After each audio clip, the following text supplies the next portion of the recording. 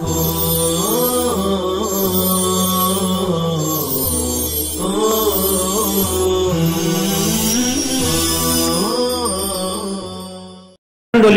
وکفا وسلام علی عبادہ الذین اصطفى اما بعد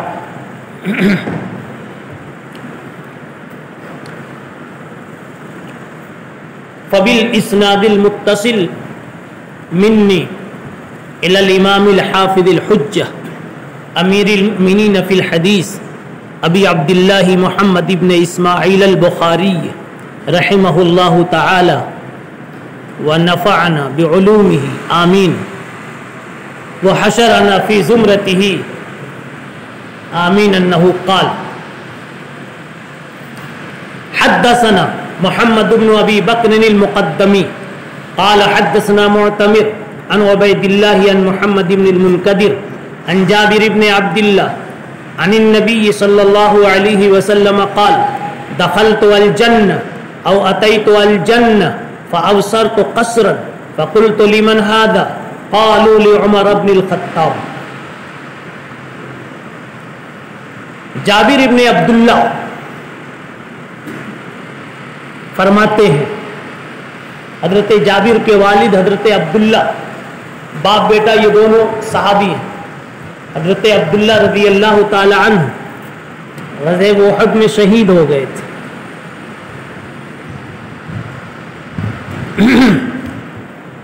حضرت جابر مقروض تھے، 9 ان کی بہنیں تھیں. قرضوں کی ادائیگی مشکل تھی. رسول اللہ صلی اللہ علیہ وسلم کے معجزات کا ظہور ہوا، ان کی کھجوریں تھوڑی زیادہ بن گئی، سارے قرضے ادا ہو گئے، جس کی تفصیل انشاءاللہ آپ کتاب المغازی میں بھی دیکھیں گے اور دوسری جگہوں پر بھی اسی کتاب میں پڑھیں گے. تو حضرت جابر ابن عبداللہ رضی اللہ تعالی عنہ کہتے ہیں کہ نبی پاک علیہ الصلاۃ والسلام نے ایک موقع پہ بتلایا، فرمایا آپ نے، اللہ کے نبی نے فرمایا کہ دخلت الجنہ، میرا جنت میں داخلہ ہوا، یا یوں کہا او اتیت الجنہ، جنت میں پہنچا. فابصرت قصرا، مجھے ایک محل نظر آیا. میں نے پوچھا یہ کس کا ہے؟ لمن ھذا، یہ محل کس کا ہے؟ بتلایا گیا لعمر بن الخطاب، عمر ابن خطاب کا یہ جنت میں محل ہے. اس کے بعد حضور پاک صلی اللہ علیہ وسلم فرماتے ہیں فَأَرَدْتُ أَنْ أَدْخُلَهُ، میرا جی چاہا کہ میں اندر جاؤں، لیکن مجھے عمر کی غیرت یاد آئی. یعنی عمر کو احساس ہوگا کہ میرے مکان میں کون آ گیا. یہ ایک فطری چیز ہے، گو کہ پھر دوسرا احساس اتنا خوبصورت اس پر چھا جاوے کہ پہلا احساس دفن ہو جائے. مگر من حیث ہوا، یہ منطق کے الفاظ ہمارے حضرت بہت بولتے تھے. من حیث ہوا یعنی انسان محض انسان ہونے کے ناطے اتنا سوچ سکتا، دوسرے اوصاف اور متعلقات سے معرہ ہو کر سوچ سکتا ہے کہ مکان میرا ہے، دوسرا کون آ گیا، وہ بھی میری اطلاع کے اور میری اجازت کے بغیر. تو بہرحال ایسا نہیں کہ اعتراض ہوگا. تو رسول اللہ صلی اللہ علیہ وسلم نے یہ کہا کہ میں نے عمر کی غیرت کو یاد کیا، یعنی من حیث البشر، عمر کے دل میں کہیں یہ خیال آ جاوے. میں نے اس کا جواب دے دیا. حضرت عمر رضی اللہ تعالی عنہ کے سامنے جب اس کا ذکر آیا تو حضرت عمر نے کہا یا رسول اللہ بے ابی انت و امی، میرے ماں باپ آپ پر قربان، میں کیا، میرے ماں باپ بھی آپ پر قربان.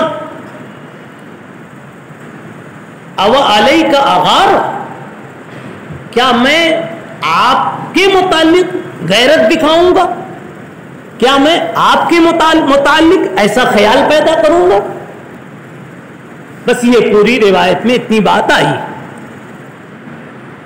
تو غیرت کا بیان چل رہا تھا. اس سے پہلے غیرت کے کئی ایک جزئی واقعات گزر چکے. غیرت کا حاصل ہے عزت نفس کی حص کا زندہ ہو جانا، جس کا ظہور عموماً غصے کی شکل میں ہوتا ہے. غصے کی شکل میں، انشاء غضب کی شکل میں. کسی چیز کو آدمی اپنی عزت نفس کے خلاف جب دیکھتا ہے تو اس کا غضب جاگ جاتا ہے، غصہ بیدار ہو جاتا ہے. یہی غیرت. مثلا آپ کا بیٹا آپ سے پیسہ نہ مانگ کر عید کے دن پڑوس میں جا کر کسی سے عیدی مانگتا ہے، آپ کو اپنی ذلت کا احساس ہوگا، عزت نفس بیدار ہوگی اور غصہ بھی ساتھ میں پیدا ہوگا. تو غصہ اصل میں اس کا ثمرہ ہے، اور غیرت نام ہے عزت نفس کے احساس ہونے کا یا تیز ہونے کا، اور غصہ اس کا ثمرہ ہے. اس کے نتیجے میں پھر غصہ آتا ہے. حضرت عائشہ رضی اللہ تعالی عنہا کا واقعہ اس سے پہلے پیالہ والا گزر چکا. جی دوسری حدیث دیکھیے. بہی قال حدثنا عبدان، میں نے کہا تھا یہ عبداللہ ابن عثمان نے، ایک قول کے مطابق دونوں میں سے تھوڑا تھوڑا لیا تو بن گیا عبدان. عبداللہ کا عبد لیا، عثمان کا آن لیا، بن گیا عبدان.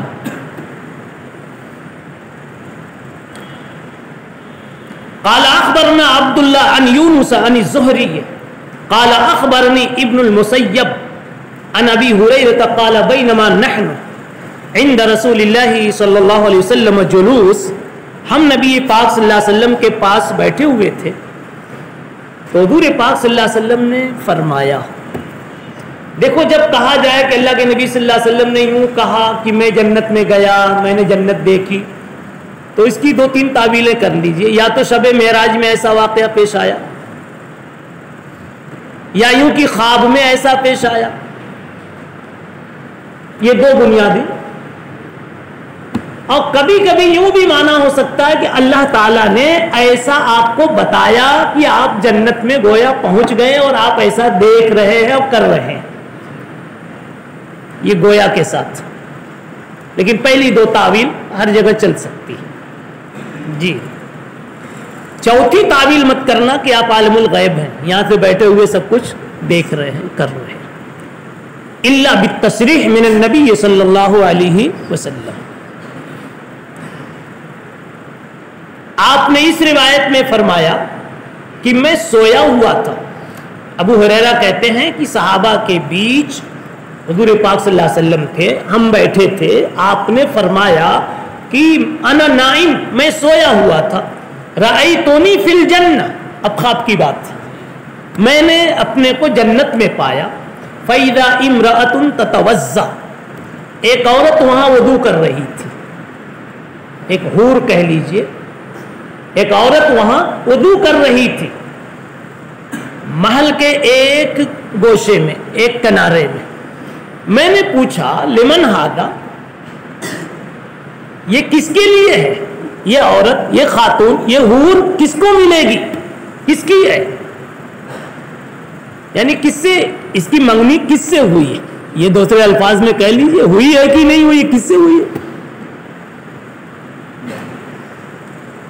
تو جواب ملا قال ھذا لعمر، یہ کس کی ہے؟ حور، عمر کے سے منگنی ہوئی. فذکرت غیرتہ، میں نے پھر عمر کی غیرت یاد کی کہ اگر میں اس سے بات کروں تو عمر کو یہ خیال ہوگا کہ میری حور کو سے کون بات کر رہا تھا. تو میں نے یہاں پر عمر کی غیرت کو یاد کیا. جواب میں دے چکا. حالانکہ صحیح بات یہ ہے کہ آپ صلی اللہ علیہ وسلم اگر بات کرتے، تمنا کرتے کاش میری ہوتی، عمر کو اور اچھا لگتا. میرے صحابہ سراپا قربانی کا نام تھے، زید عدل کی طرح. بلکہ زید عدل میں جتنا مبالغہ ہے، میرے صحابہ صحابہ کی قربانی کی تعبیر اس سے بھی اونچی تھی جس کے لیے الفاظ نہیں.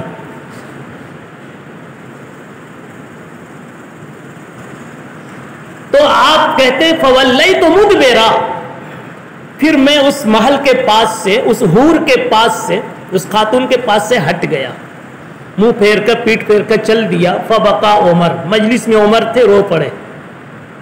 وہو فی المجلس، بیٹھے تھے اور رو پڑے.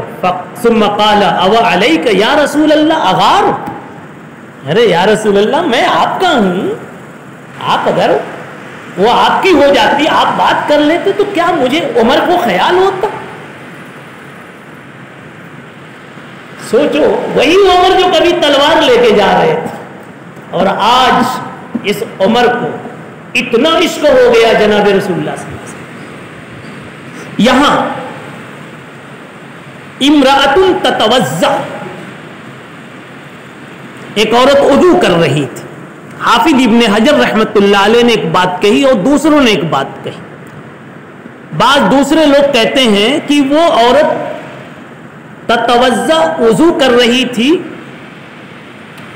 اصل میں یہ تصحیف ہے. اس جگہ تصحیف ہے. تصحیف کا مطلب ہے کہ لکھنے کی غلطی ہے. حدیث میں کتابت کی غلطی کو محدثین کے نزدیک تصحیف کہتے، پہلے بھی عرض کر چکا. اصل میں یہ روایت اس طرح تھی فَإِذَا امْرَأَةٌ وَزَّاءُ، ایک عورت تھی جو روشن چہرے والی تھی. وَزَّاءُ، روشن چہرے والی تھی، لیکن وہ لکھنے میں مکھی ادھر ادھر بیٹھ گئی تو سیاہی اوپر دو جگہ لگ گئی تو نقطہ بن گیا اور تتوضأ کسی نے پڑھ دیا. پہلے وہ روشنائی پانی کی طرح ہوتی تھی تو مکھی بیٹھ کے نقطہ ادھر ادھر کر دیتی تھی، تا کو سا بنا دیتی تھی. تو بعض لوگوں نے یہ کہا کہ وزا کا لفظ ہے. حافظ ابن حجر کہتے ہیں کہ تصحیف کا قول کرنا کوئی ضروری نہیں، تصحیف نہیں ہے، تتوضؤ بھی صحیح ہے.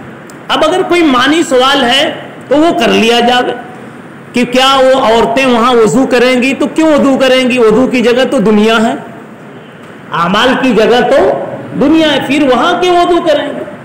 تو خود حافظ نے جواب دیا کہ اصل میں دنیا میں وضو کرنا، نماز پڑھنا بوجہ تکلیف کے ہے، ذمہ داری کے ہے، بوجہ فرضیت کے، اور وہاں بوجہ لذت اور رغبت اور شوق کے ہوگا، اس لیے وہاں بھی لوگ وضو کریں گے.